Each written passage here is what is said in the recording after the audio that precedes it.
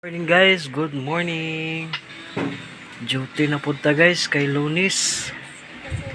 So guys, mga na itong trabaho ron guys.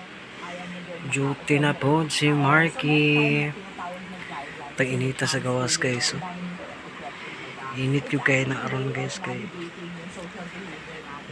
Init kayo na guys.